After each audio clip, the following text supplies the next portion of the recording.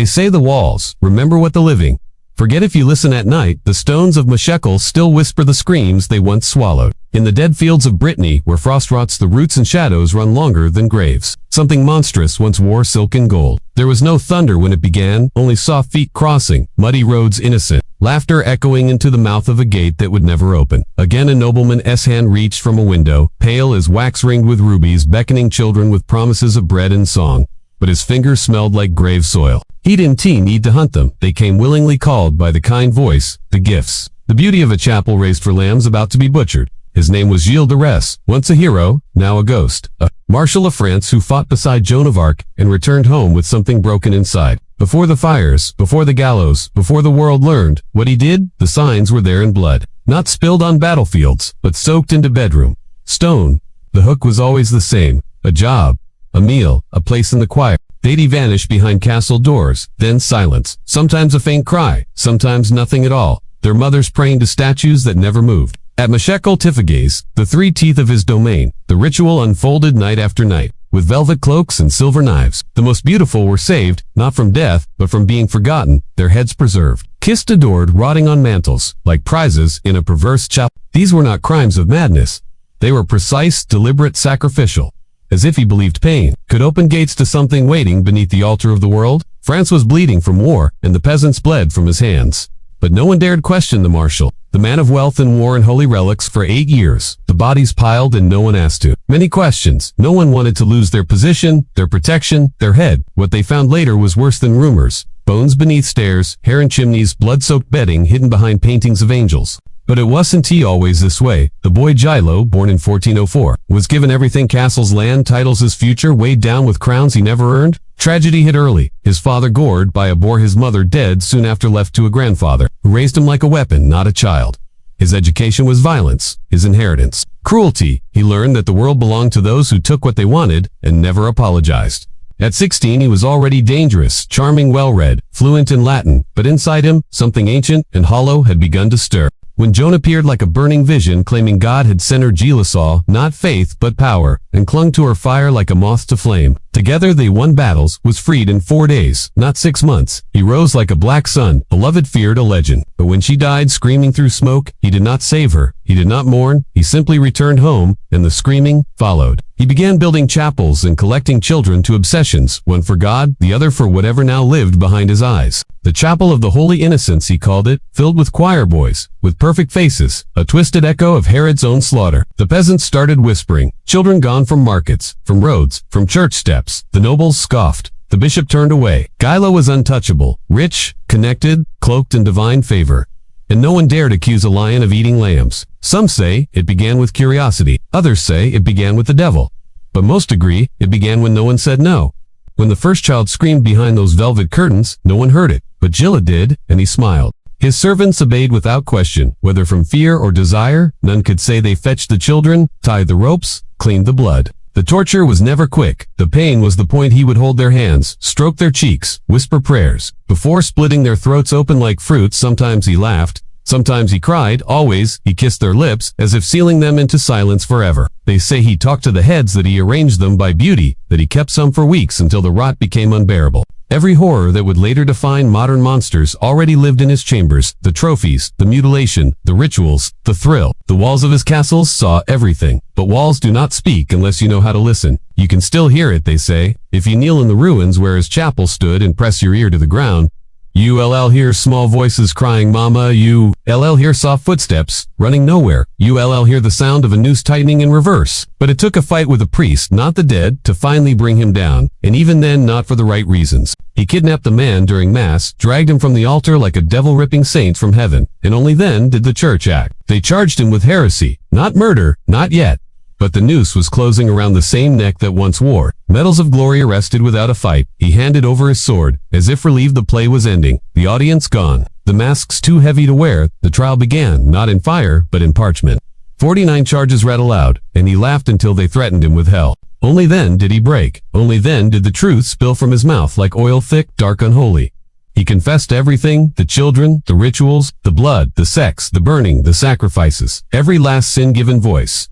At last he asked that his confession be written, French, not Latin, so the peasants would know what to fear. But fear was too late. The damage was done. The ghosts already fed. The rivers already thick with ashes. Still, he begged to be buried like a Christian, and they agreed, his nobility lingering like a stench, even in judgment. He walked to the scaffold dressed in white, the color of innocence or surrender, depending on who you asked. He spoke to the crowd, parents of the vanished children watching with eyes dry from too many sleepless nights. He told them to raise their children, strictly, as if rules could protect against monsters like him.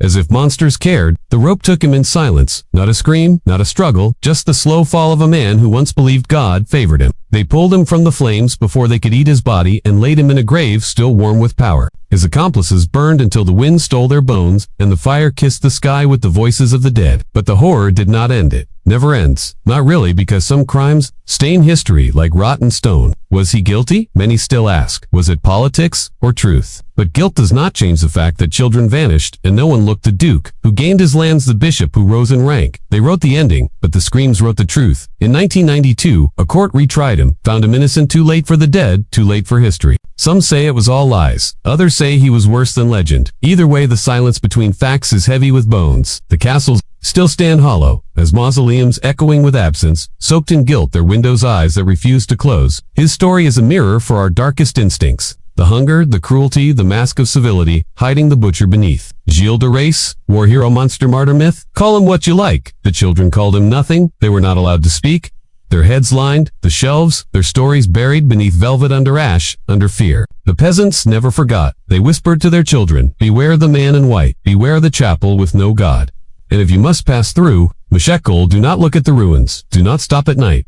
Because some stories do not end. They sleep, they wait, they rot behind your eyes. There are names scratched into stone beneath the moss, children, with no last names, only dates. One priest found a book hidden behind a broken wall, a ledger of voices, of weight of measurements. It had no cover, just blood and silence. But it was enough to bring the screams back. At night, dogs refuse to pass the gates of Tifugas.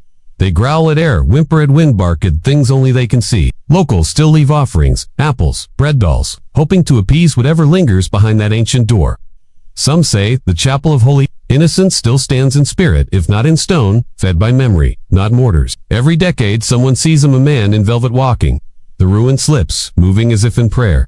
Perhaps he seeks forgiveness. Perhaps he seeks more voices to join his choir.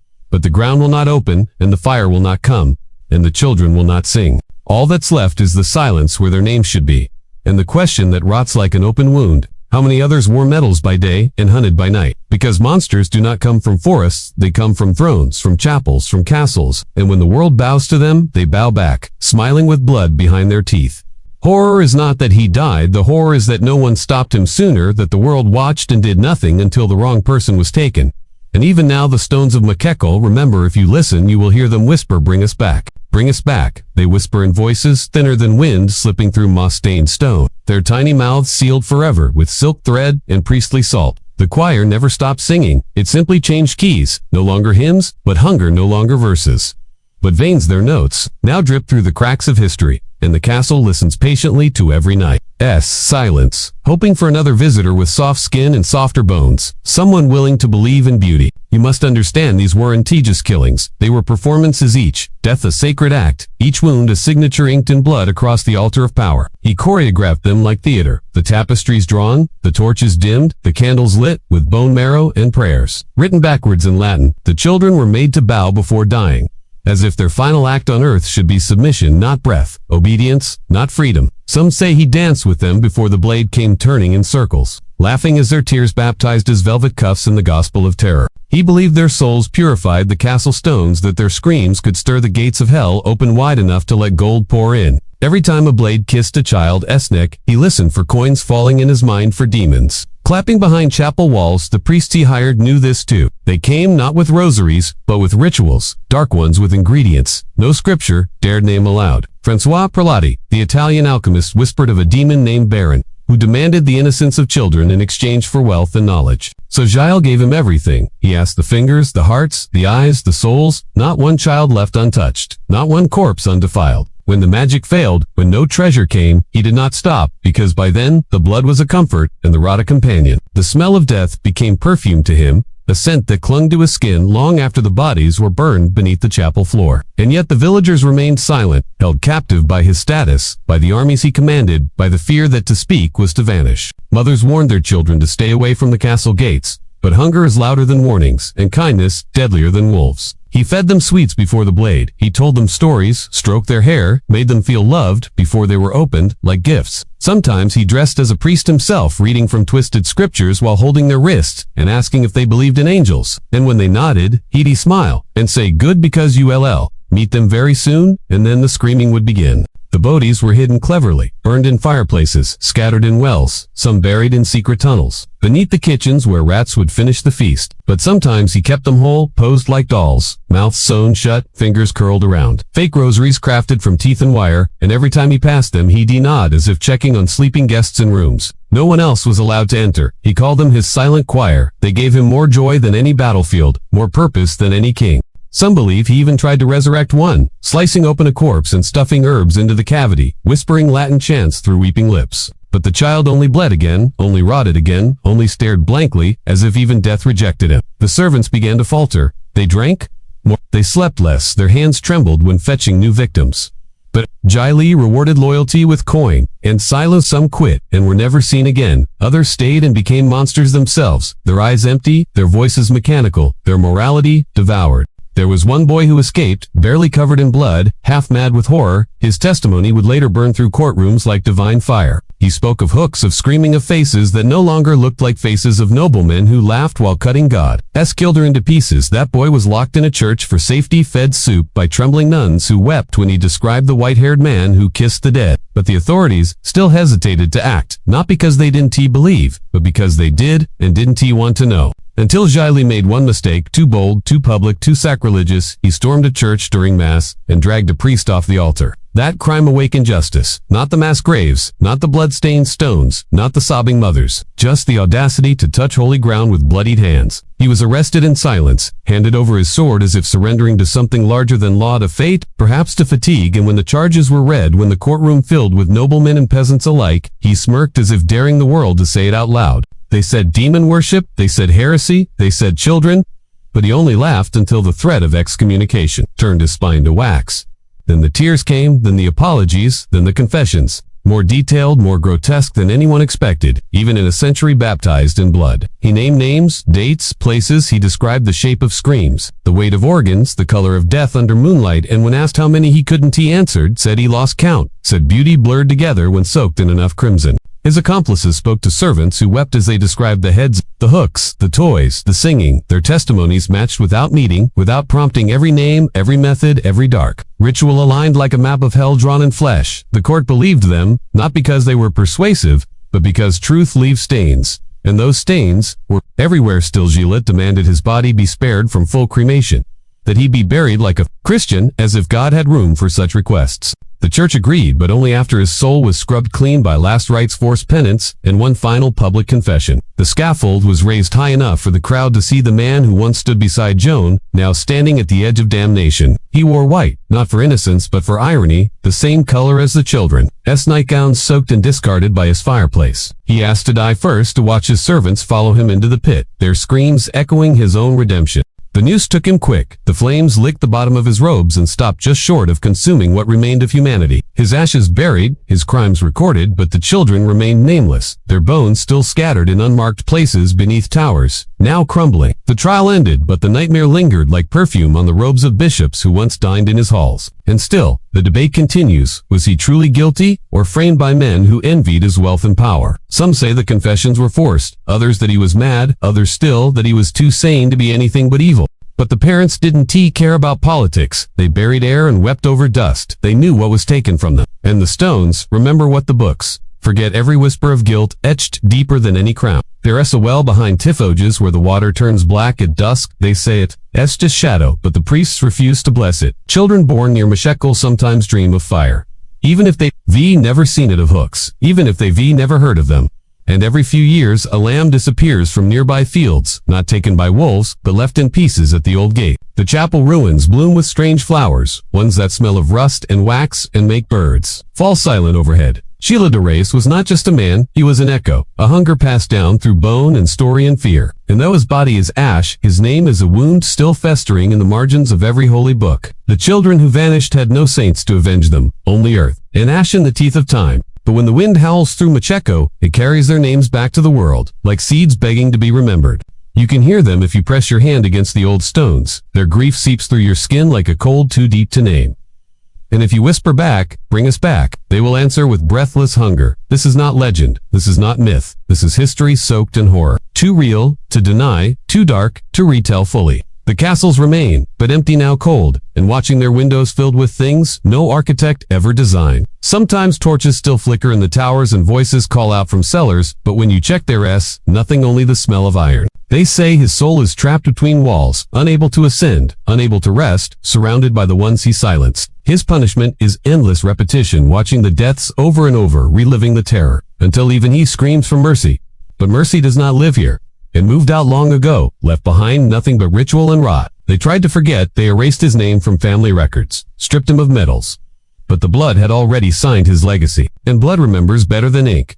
Better than stone. It clings, it breathes, it survives. The horror is not that he died, it is that he once lived among saints and kings, and no one noticed the rot. That he walked through cathedrals with red under his nails, and no one dared ask. Why that the man who knelt beside Joan of Arc would later kneel beside a corpse and call it love. That history cannot decide if he was evil or wronged, because even evil deserves footnotes. But the children Dante need debate. They only needed someone to see them before it was too late. So the wind carries their stories, and the moss grows thicker over the forgotten graves of the innocent. And the echo begins again like a clock without hands, like a prayer without a god, like a scream without end. Bring us back, they whisper, not to life, just to memory. The villagers kept silent, but their eyes held screams. Their sons vanished, their daughters vanished, and yet the castle gates stayed open. The fires always burning inside. They whispered of shadows and silk, dragging sacks behind them, leaving trails of crimson too neat to be butchered. Blood too, deliberate to be forgotten.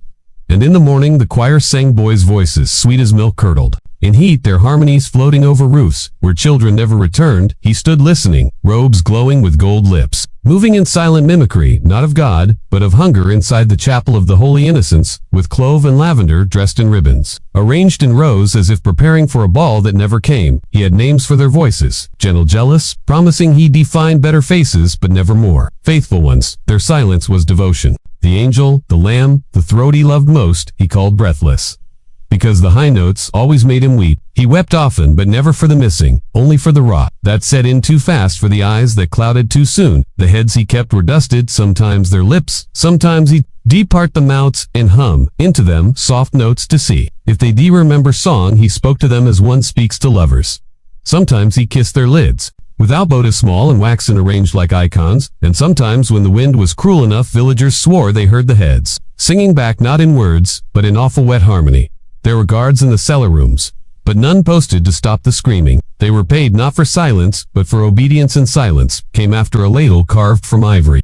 The kind of smile one gives a servant caught spying, and said softly, "The lambs sing better," when warmed the door, slowly, slowly.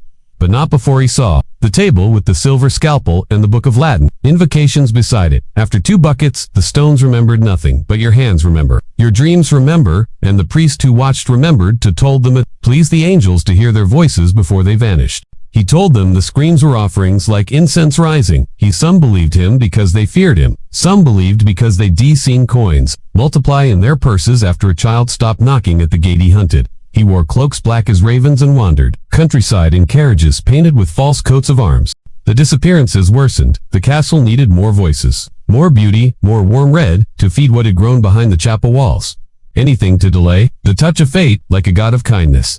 But when the doors closed, the castle became a cathedral of knives and velvet. Curtains, a second chapel, this time underground. A place, he said, was for closer prayer, deeper contemplation. But it smelled of lime and secrets. The chapel door a hero, they called him a saint of battle, in castles built on gold. The bishop waited, prayed, weighed favors against facts, and found favor heavier, more useful, more enduring, and fear and rumors too thick to breathe through the blood-washed clean first. Father Benut had seen too much but said too little until the morning he followed. The scent of myrrh to a door he was forbidden to open, and songs to sobs with fire. It creaked like a prayer breaking inside a throat, and what he saw turned his cassock to ice faces. Faces, the candles burned and the choir sang until throats bled. But he always chose the ones who bled beautifully, who bled gracefully. With agony, villagers claimed to hear children reciting psalms and languages. They never taught them, never learned parodies of sleep to contain woke trembling. Because this scream did not stop, it sang, it wept. They smiled as if they'd been taught too. It was not rot that moved them, but arrangement, hands still clasped, as if in final bedtime. Grace so many feet, but something deeper, the kind of glow one sees inside. Closed eyes before death. He closed, and there he was. Gilles de Rais, singing to a bowl, not soup, not wine, but red, thick red, stirred with as a secret, but as a tradition, a rite, dressed in lace and scripture and sealed in gold-plated confessions. Their sons were not singers, and their daughters did not charm with wide, quiet eyes. Their eyes met, and the nobleman smiled. Father Benedict fled that night. He did not pack, he did not kneel. He simply ran into the woods and swore never to cross stone again. But the guilt grew like mold inside him, and by spring he returned and told the bishop everything, not in anger, but in dread and confession. But justice does not bloom. Meanwhile, he no longer waited for gifts. He offered coins and sugar and books. He smiled. Some children were returned, broken, mute. Some were never seen again. Others were found in the fields, their bodies missing pieces and faces twisted into, and still the choir sang. The villagers brought offerings, candles, prayers, coins, anything to keep their own from being chosen, but fate wore his face, and it was carved into the stone above.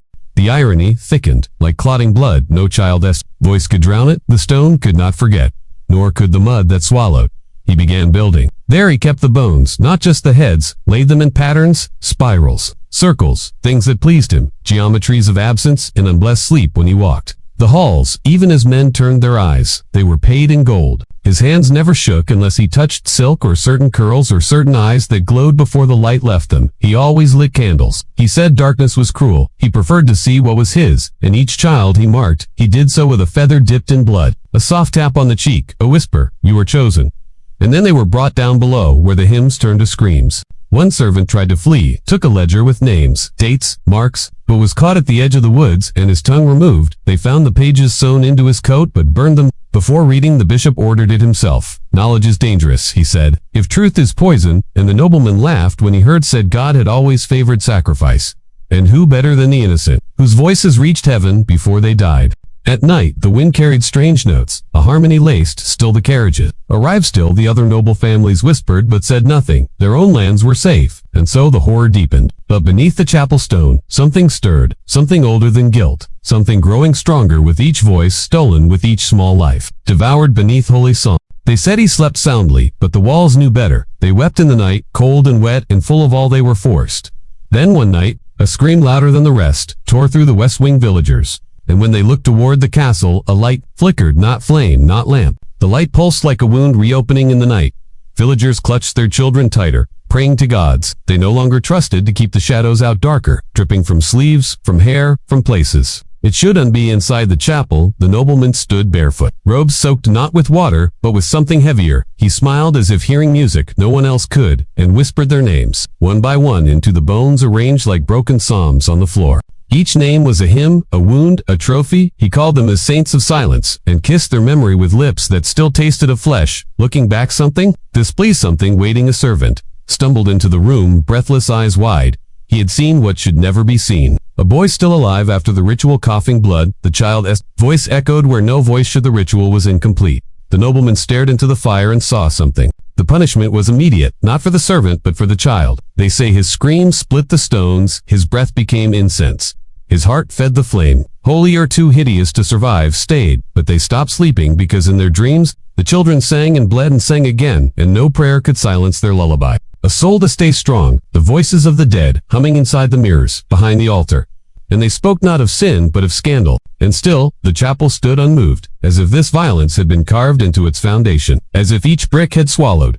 But the walls began to whisper louder, now louder than the choir, louder than guilt, louder than God, and those who served began to fear the silence. Between fear grew, not from what they saw, but from what they began to hear, but from merchants, from guildsmen, from nuns, who knew too much to stay silent. Some fled only to be found days later, tongues missing, eyes turned upward, as if they'd seen something to others. But every door opened before him, as if expected, a hidden stair woven behind saints, carved too perfectly to be innocent, their eyes leading downward beneath the silence to bleed through the stone. The bishop received another letter, unsigned, stained at the edge with something that looked like wine, but carried a smell too sour to be Inside the letter, a name, a date, a location, a description of a boy, last seen entering the chapel.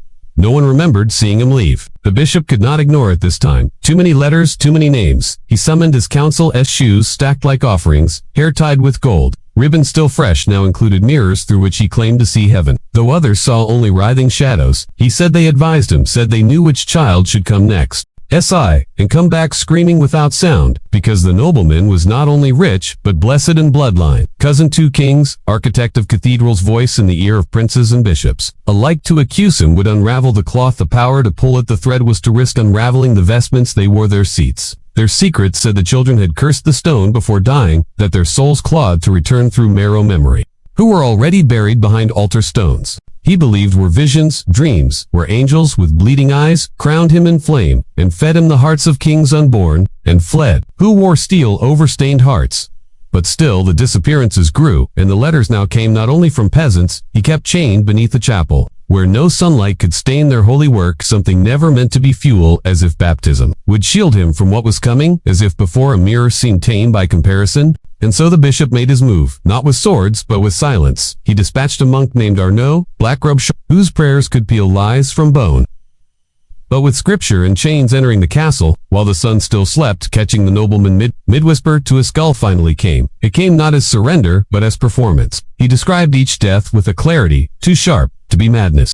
Arnaud arrived, cloaked in humility, but walked like judgment. He entered the castle under pretense of pilgrimage, but for the silence that had lasted so long, for the faith they had placed in robes, soaked in red. The nobleman welcomed him with open arms, kissed his ring, called him brother, showed him his chapels, his relics, his holy books bound in human skin, who had watched and said nothing of art, as if the children were notes in a symphony only he could conduct, only he could complete.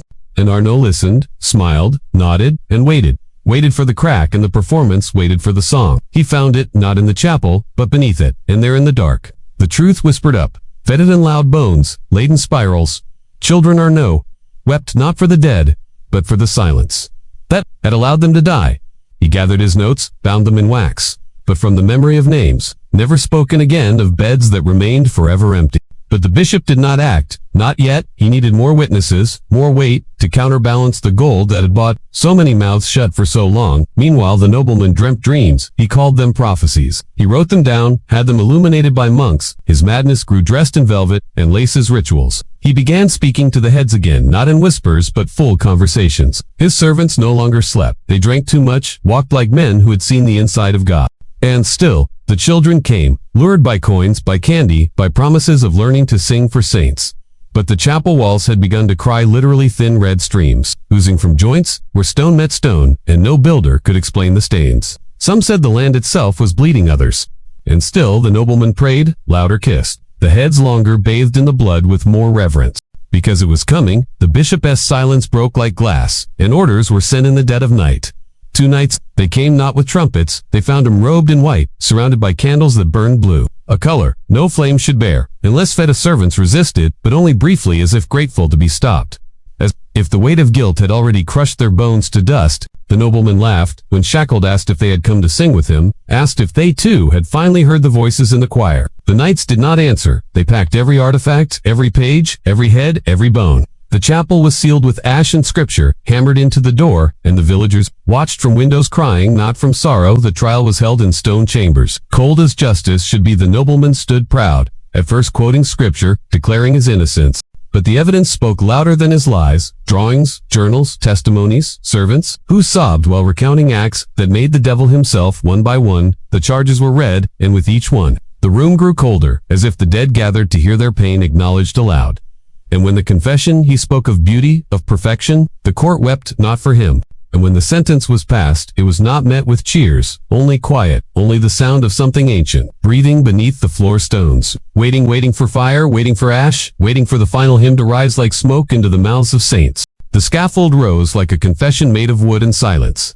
It stood in the center of the square, where prayers had long stopped reaching the sky. Villagers gathered, slowly, not with joy, but hunger, the kind that comes when horror becomes ritual, when justice is but because they remembered the knock that never came back, just another word carved into ash. Children were held tighter, women wept for sons, who had vanished, men clenched, jaws not from grief. And he stood there, the nobleman, the collector of heads dressed in white lips, cracked from smiling too long at things no man should love. He asked if they would sing for him, said the voices were already gathering, and the smoke said he had seen heaven, and it wept. And deep as the rope was tied, and the silence became its own kind of scream one by one, like wounds opened again before the crowd. The bishop read. The rites his hands shook, but his voice did not. He named the sins rose higher, and something cracked. Not wood, not bone, but belief. Belief that fire could burn away what had soaked too deep into stone and history. If death had already kissed them in their sleep, they looked to the sky and said nothing. His servants were brought forward, shaking broken, their faces pale. As some say they were never found, some say they blinked. As the smoke touched their skin one last time, it did not roar. It whispered, it crept slowly, as if hesitant, as if afraid of what it had to consume. Did not boys dreamt of hooks and ceilings? Girls heard hymns that turned to screams? Just before waking, mouths filled with blood and wax than weakened stomach. But never fiction. The crowd did not cheer. They listened the way graves listen. Quietly, the stones that still cry out in the night beneath the ruins, where children sang their last lullabies when the fire was lit. Centuries later, exonerated him, said the evidence was thin, the testimonies coerced the politics, thick with betrayal, and inheritance whispered through velvet and ink. And they had fed too long, on silence too long, on the comfort of disbelief and denial. If the man was framed, the axe, were not the evil had roots deeper than blood, thicker than coin, older than scripture, itself into the wind like lullabies rotted from within. Say he never left, that he walks the ruins kissing echoes, arranging pebbles like skulls, like prayers that never reached. Whatever God was listening, his body twisted, but his face remained calm. He whispered the names one final time, not to beg, but to remember them as saints in his cathedral. The flames, but not gone, waiting, perhaps buried beneath where guilt cannot reach. Skin blistered their voices, cracked their shadows, moved slower than their bodies. They say the smell changed midway, no longer wood, no longer flesh, but something older, something like the smell of ruined innocence and unanswered prayers. Tell you justice was served, but listen closely. The bells still ring, and the names still haunt, and the children are still missing in every generation. It's not about the past, it's about now, about what hides behind charity, what dances in cathedral shadows, what sings with a saint. S. Voss and a butcher S. Maya written into the dirt by trembling hands. Who remembered, who could never forget, who could never forgive his body collapsed? But the heads did not, his title erased from scrolls. But he lives in every silence, where horror is met with politeness and prayer instead of justice.